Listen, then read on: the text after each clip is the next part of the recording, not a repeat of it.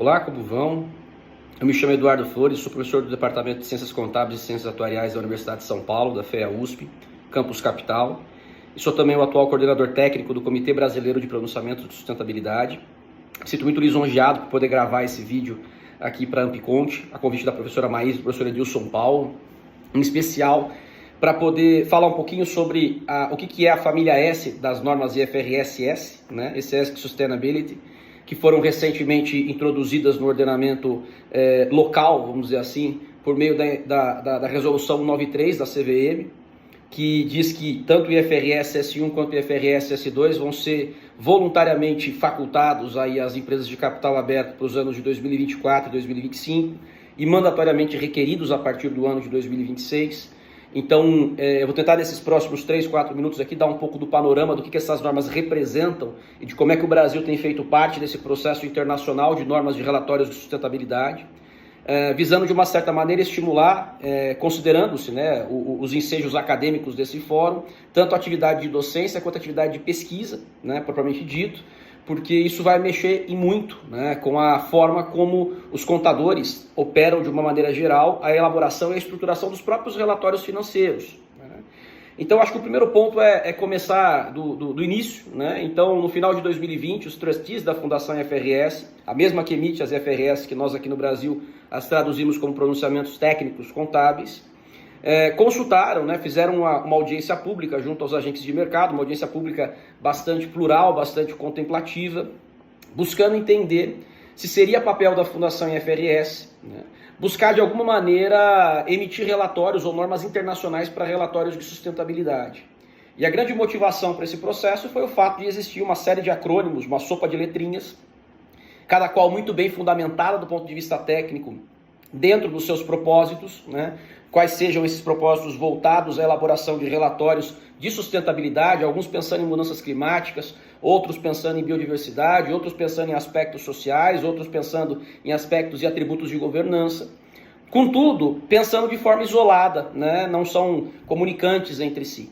Então a Fundação IFRS, por meio dos trustees, fizeram essa consulta, né? Se seria aí um papel interessante para a Fundação IFRS e oportuno do ponto de vista dos agentes de mercado estruturar um padrão internacional de relatórios de sustentabilidade, e a resposta foi um grandiosíssimo sim, né? Foram aí mais de quase 1000 cartas comentário, todas elas indicando ali de uma forma muito positiva. Obviamente que tem uma ou outra que diz que não, mas de uma certa maneira a propositura foi muito bem aceita.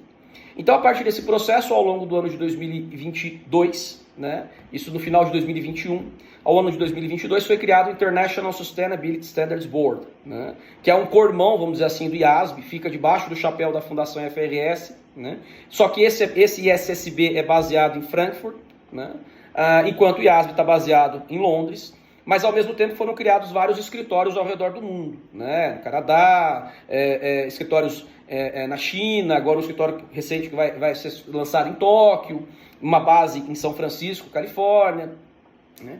Então tudo isso foi sendo respectivamente assimilado, e com a pretensão de não se reinventar a roda, né, a Fundação IFRS, por intermédio do ISSB, foi fazendo algumas fusões e aquisições, alguns merger and acquisitions, né? A primeira fusão e aquisição que ela fez foi com a Value Reporting Foundation, a sociedade que tinha debaixo dela o SASB, né, o Sustainability Accounting Standards Board, e o IRC, né, que é o International Integrated Reporting Council, que emite o relato integrado, a estrutura do relato integrado, que a gente bem usa aqui no Brasil. Tá?